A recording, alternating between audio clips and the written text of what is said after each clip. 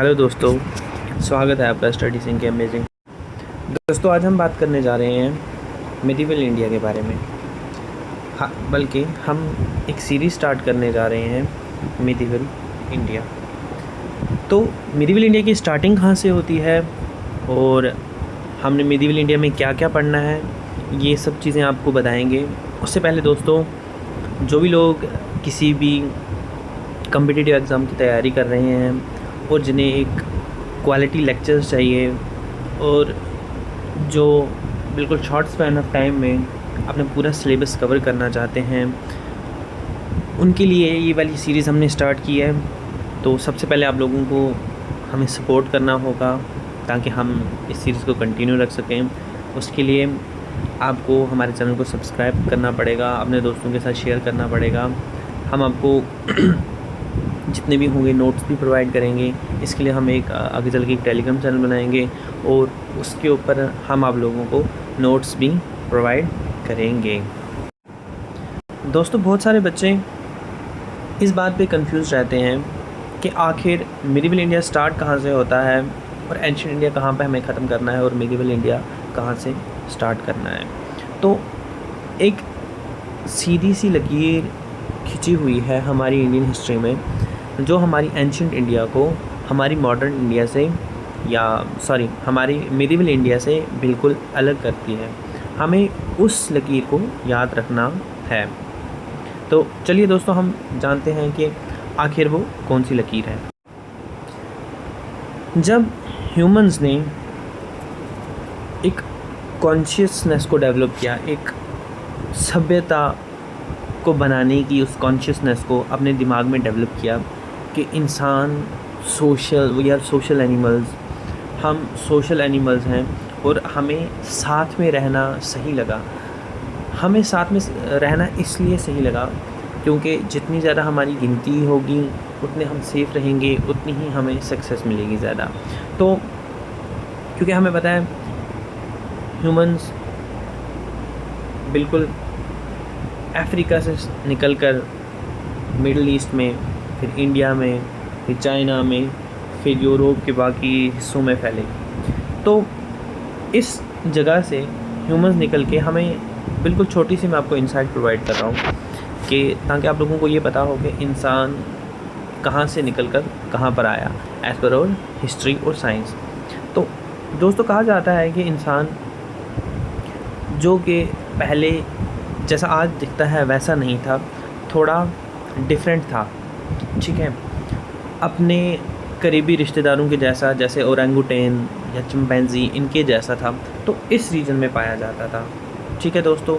यहाँ पर इसके और भी दो, जैसे डेनोसोवियंस या नियंडरथल्स और ह्यूमंस, ये सब, या ह्यूमन बींग्स जिन्हें हम कहते हैं, ये सब साथ में रहते थे। तो इनकी डिफरेंट स्पीशीज़ बनने लग गई। उनमें से सबसे ह्यूमन बींग जो था वो सबसे ज़्यादा चालाक और सबसे ज़्यादा तेज़ सोचने वाला था। तो यहाँ से निकल कर फिर मिडल ईस्ट में आए। मिडल ईस्ट में ये बिल्कुल मैं आपको थोड़ा सा एक इंसाइट बता रहा हूँ हिस्ट्री का, ताकि आपको हिस्ट्री का पूरा वो समझ आ जाए कि कहाँ से क्या हुआ, कैसी चीज़ें हुई, ठीक है। तो दोस्तों, फिर इंसान निकल कर यहाँ, जिसे हम मिडल ईस्ट कहते हैं, यहाँ आया। यहाँ पे इसने इराक ईरान वाले रीजन में मीज़ोपोटामिया सभ्यता की या सिविलाइजेशन की शुरुआत की। उसके बाद फिर इंडिया में IVC जिसे हम जानते हैं, और यहाँ पर कहीं इस रीजन में हमें इजिप्शियन सिविलाइजेशन मिलती है, ठीक है दोस्तों। और यहाँ पर हमें मिलती है हुआंग-हो रिवर के ऊपर चाइनीज़ सिविलाइजेशन। तो ये 1, 2 और 3, 4 बहुत इम्पॉर्टेंट सिविलाइजेशंस थी, ठीक है दोस्तों। इसके बाद ह्यूमंस की हिस्ट्री में बहुत सारे उतार चढ़ाव आए। कभी वो एक साथ हो जाते थे, कभी अलग अलग हो जाते थे, कभी उनके सेक्ट्स बन जाते थे। डिफरेंट ऐसे इवेंट्स हुए जिनसे जो हमारे ह्यूमंस थे वो डिफरेंट वर्ल्ड के डिफरेंट पार्ट्स में जाके रहने लगे। कुछ हिस्सा उसमें से हमारा इंडिया में भी आ गया, चाहे वो IVC थे, इंडस वैली सिविलाइजेशन के लोग थे, या उसके बाद आने वाले आर्यंस थे। जो आर्यंस हमारे बिल्कुल इस रीजन से आए थे। इस रीजन से आके वो इंडिया में आके सेटल हो गए, जिन्हें हम आर्यंस कहते हैं, जिन्होंने वैदिक कल्चर को साथ में लाया। ये आप लोगों ने एंशिएंट हिस्ट्री में पढ़ा होगा, या जब हम एंशिएंट हिस्ट्री की सीरीज़ स्टार्ट करेंगे वहाँ पे आपको ये सब चीज़ें हम बिल्कुल डेप्थ में समझाएंगे। तो दोस्तों इसके बाद में सिंपल सी एक चीज़, एक थ्योरी आपको याद रखनी है कि कैसे हम हमारी एंशिएंट हिस्ट्री से, जो ये वाली हिस्ट्री है जिसमें हम IVC के बारे में पढ़ते हैं, बुद्धिज़्म के बारे में पढ़ते हैं, वैदिक कल्चर के बारे में पढ़ते हैं, इससे हमें कैसे सेपरेट करना है मेडिवल हिस्ट्री को। तो दोस्तों आपका टाइम ना वेस्ट करते हुए चलिए फर्दर आगे मैं आपको बताता हूँ। तो दोस्तों देखिए, जो हमारा इंडियन सब कॉन्टिनेंट है, इंडियन सब कॉन्टिनेंट में हमारी 7th सेंचुरी तक कोई भी ऐसा रूलर नहीं था जो इस्लामिक ओरिजिन का था, क्योंकि उसी टाइम पे इस्लाम डेवलप हुआ था मिडल ईस्ट में। तो उससे पहले जितने भी हमारे इंडियन सब कॉन्टिनेंट में रूलर थे, they were all of them, nearly सब वो सनातनी थे। दे वेर ऑल सनातनीज और द फॉलोअर्स ऑफ हिंदुज़म और बुद्धिज़्म और जैनिज़्म और आजीविका। तो इन्हीं सेक्ट्स को, इन्हीं रिलीजन्स को फॉलो करने वाले लोग जो थे, यानी ये सारी जो ब्रांचेस हैं ये सनातन की ब्रांचेस हैं, तो वो सारे सनातन को फॉलो करने वाले थे और वो इंडियन सब कॉन्टिनेंट पे हुकूमत करते थे, राज करते थे। अब 7th सेंचुरी के बिल्कुल मिड में, या 7th सेंचुरी के स्टार्टिंग से लेकर मिड 7th सेंचुरी तक एक ऐसा चेंज आया जिससे हमारी इस सब कॉन्टिनेंट पे बहुत सारे लोग बाहर से आक्रमणकारी आने लगे, जिनमें से एक कहानी और एक ऐसा रूलर आया जिसने हमारी इंडिया की डेमोग्राफिक्स को, हमारे यहाँ की पॉलिटी को, हमारे यहाँ के विज़न को एकदम से पूरा चेंज करके रख दिया। दोस्तों उस बंदे का नाम था मोहम्मद बिन कासिम। अब ये जो मोहम्मद बिन कासिम है, अब ये जो मोहम्मद बिन कासिम है, ये कहाँ से आया, इसका बैकग्राउंड क्या है, ये सब अभी हम जानेंगे। और इसके आने से ऐसी क्या ही चेंजेस आई जिसने हमारी पूरी इंडियन हिस्ट्री को, हमारी पूरी इंडियन पॉलिटिकल सिस्टम को चेंज करके रख दिया। दोस्तों अर्ली 8th सेंचुरी में हमें पता है कि ये हमारा इंडिया है। फॉर एग्ज़ाम्पल, क्योंकि मैं आपको बॉक्सेस के माध्यम से इसलिए बताने की कोशिश कर रहा हूँ ताकि ये आपके दिमाग में बैठ जाए। मुझे पता है इंडिया ऐसा नहीं दिखता है, बट फिर भी यहाँ पर एक छोटा सा श्रीलंका है और ये हमारा मिडल ईस्ट है।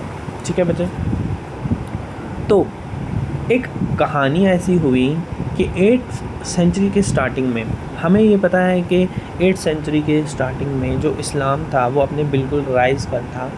इस्लाम बाकी दुनिया में फैलना स्टार्ट हो गया था, जो मिडल ईस्ट से निकलकर। और यहाँ पर एक बहुत ही इम्पॉर्टेंट पर्सन इस्लामिक पर्सपेक्टिव के नज़रिए से, इस्लामिक नज़रिए से एक बहुत ही इम्पॉर्टेंट पोस्ट या एक बहुत इम्पॉर्टेंट आदमी, जिसे हम खलीफा कहते हैं या जिसे आप कैलिफ कह सकते हैं। ठीक है, तो कैलिफ जो था उसे ऐसा माना जाता था कि कैलिफ ही पूरे इस्लामिक वर्ल्ड पर रूल करता है और वो उससे एक सच्चा राजा, क्योंकि ये रिलीजन से जुड़ी हुई चीज़ थी, तो कैलिफ जो था उसे सब मानते थे। तो ये जो कैलिफ था, this was based in Baghdad, अभी के बगदाद में बेस्ड था ये कैलिफ। तो कहानी कुछ ऐसी है, क्योंकि हिस्ट्री को अगर कहानी के नज़रिए से आप पढ़ोगे तो चीज़ें और भी ज़्यादा आसान लगने लग जाएंगी। तो दोस्तों कहानी कुछ ऐसी है कि ये वाला पार्ट जिसे हम आजकल श्रीलंका बोलते हैं, इसे उस टाइम पे सीलोन कहा जाता था। तो सीलोन के राजा ने कैलिफ को कुछ गिफ्ट्स भेजी। ठीक है, 8th सेंचुरी की स्टार्टिंग की बात हो रही है दोस्तों। 8th सेंचुरी के बिल्कुल जैसे 8th सेंचुरी स्टार्ट हुई तब की बात हो रही है।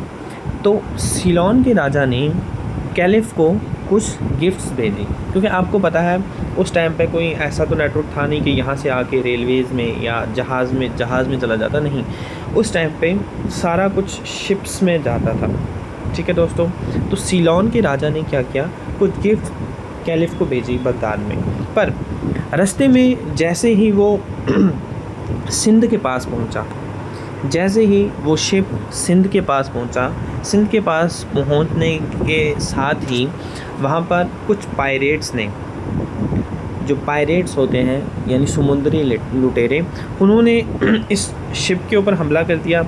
और हमला करने के बाद जो गिफ्ट सीलोन के राजा ने बगदाद में कैलिफ को वालिद, जो जिसे हम खलीफा कहते थे, जिसका नाम वालिद था, उसे जब गिफ्ट्स जो जा रही थी वो गिफ्ट्स यहीं पर लूट ली जाती हैं, इन्हें पायरेट्स के द्वारा लूट लिया जाता है।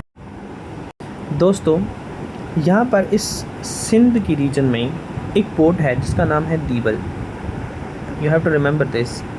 इस दीबल पोर्ट के पास जब ये शिप्स पहुँचती हैं तो पायरेट्स इन्हें लूट लेते हैं।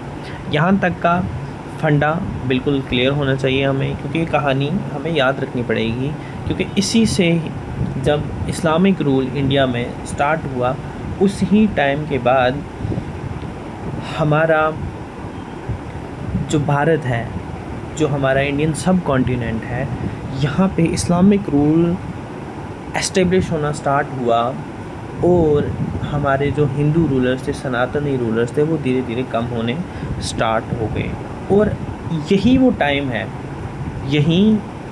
है जो डिफ़ाइन करता है कि हमारी एंशिएंट हिस्ट्री ख़त्म होकर हमारी मेडिवल हिस्ट्री स्टार्ट हो गई है। तो दोस्तों, जो सीलोन का राजा कुछ गिफ्ट्स कैलिफ को भेजता है, वो दीबल पोर्ट के आसपास जब पहुंचता है तो पायरेट्स उसे लूट लेते हैं। अब कैलिफ जो था उसे गुस्सा आता है क्योंकि उसकी गिफ्ट्स को लूट लिया गया था। अब ये कैलिफ अपने एक गवर्नर को, जिसका नाम अल हजाज कहा जाता है, हिस्ट्री ऐसा लिखती है कि इस गवर्नर का नाम अल हजाज होता है और ये अल हजाज बासरा का गवर्नर होता है। दोस्तों, बासरा सदर्न इराक़ में एक सिटी है, एक पोर्ट सिटी है सदर्न इराक़ में, जिसका नाम बासरा है।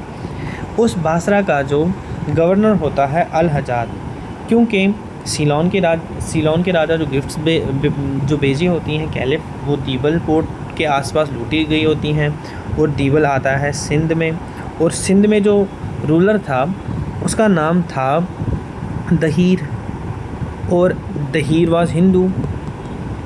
तो इस हिंदू राजा से पहले तो कैलिफ जो होता है वो कंपनसेशन मांगता है कि क्योंकि आपके एरिया में मेरे गिफ्ट्स लूटे गए हैं तो मुझे इसके बदले कंपनसेशन चाहिए, पर दहीर उसे मना कर देता है।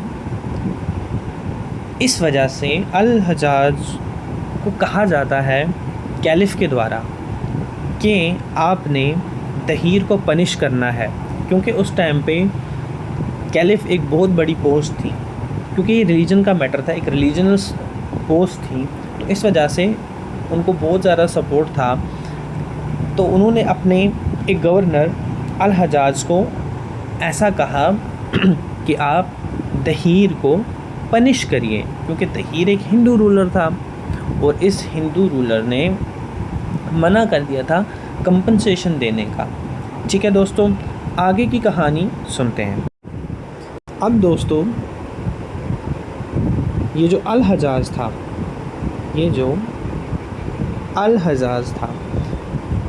क्योंकि इससे कैलिफ ने हुक्म दिया होता है दहीर को पनिश करने की। तो दोस्तों, ये अल हजाज क्या करता है, ये अपने नेफ्यू और अपने सन इन लॉ, यानी जो इसका नेफ्यू भी होता है और सन इन लॉ भी होता है, उसे भेजता है दहीर को पनिश करने के लिए। एक एक्सपीडिशन भेजता है कि आप जाइए, अपने नेफ्यू को हुक्म देता है कि आप जाइए सिंध में, वहाँ हमला कीजिए और ये जो राजा दहीर है इसे पनिश कीजिए, क्योंकि इसने कैलिफ को मना कर दिया होता है कंपनसेशन देने से। अब देखो दोस्तों आगे क्या होता है। अब ये जो बंदा था जिसे अल हजाज भेजता है, जिसका नेप्यू और सन इन लॉ होता है, इसका नाम बहुत इम्पॉर्टेंट है और आपको याद रखना पड़ेगा। ठीक है दोस्तों, तो इसका नाम था मोहम्मद बिन कासिम। आप लोगों ने ये नाम में भी सुना भी हो, उसका नाम था मोहम्मद बिन कासिम। अब नौजवान मोहम्मद बिन कासिम को अल हजाज, जो कि उसका जवाई भी होता है और उसका नेफ्यू भी होता है, उसे भेजता है दहीर को पनिश करने के लिए सिंध में।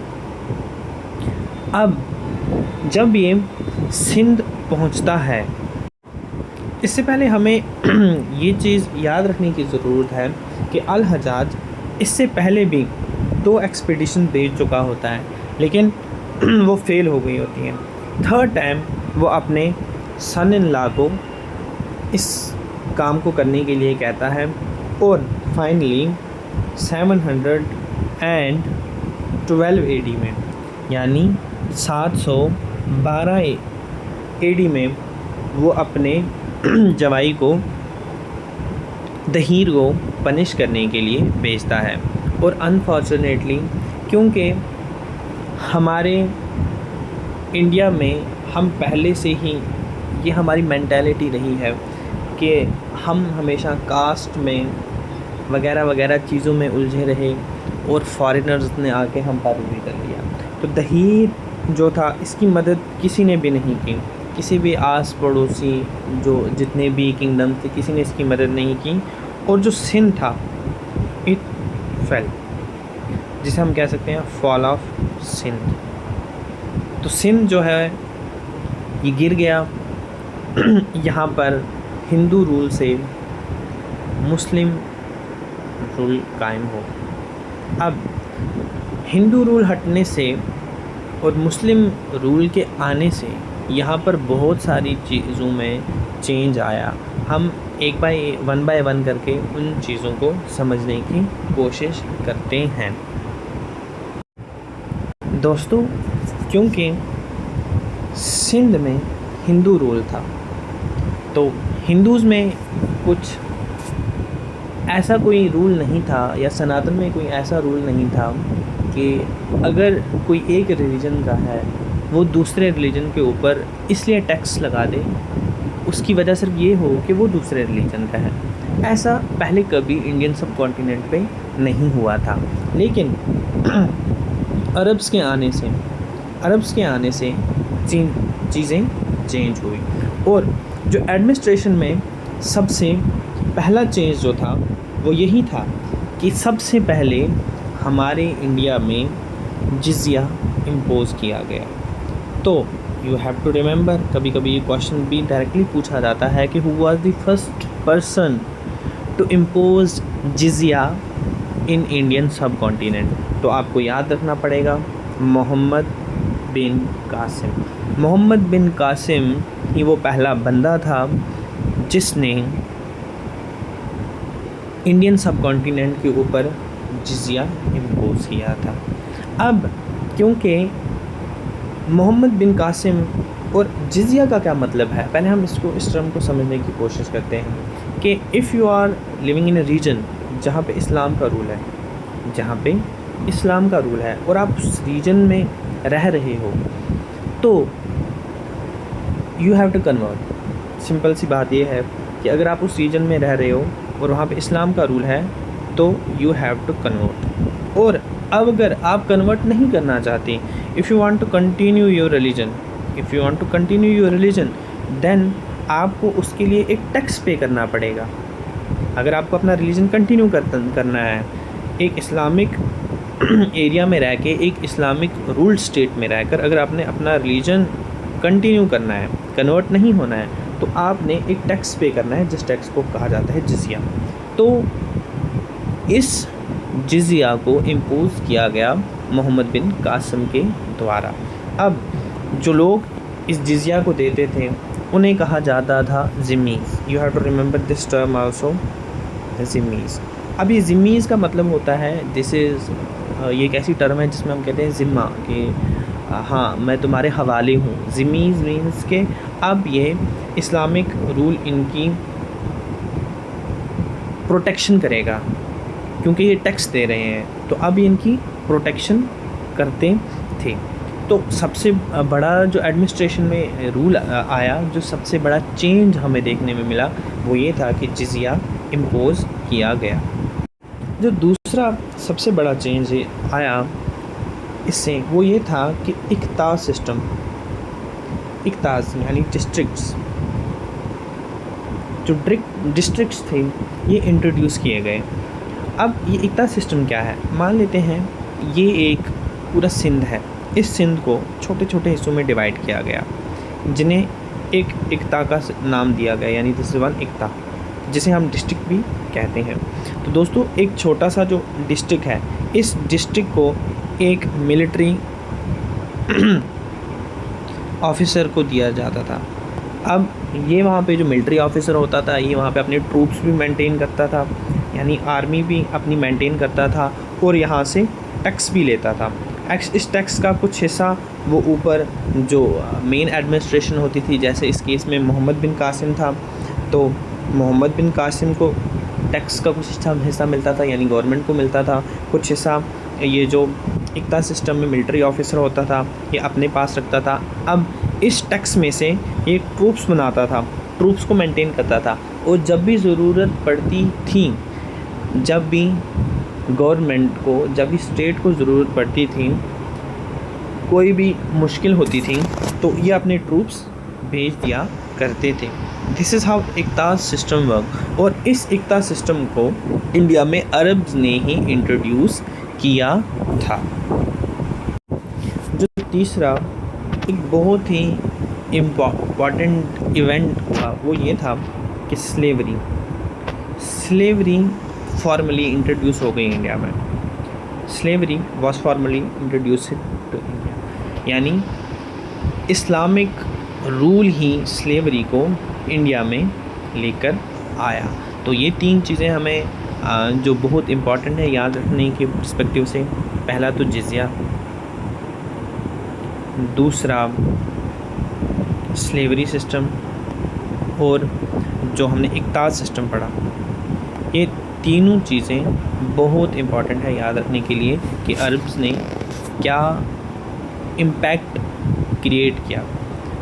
दोस्तों हमें ये पता है कि अरब्स बहुत ज़्यादा देर नहीं टिके रहे इंडियन सब कॉन्टिनेंट में, उनका रूल बहुत ही लिमिटेड था और वो धीरे धीरे फेड हो गया।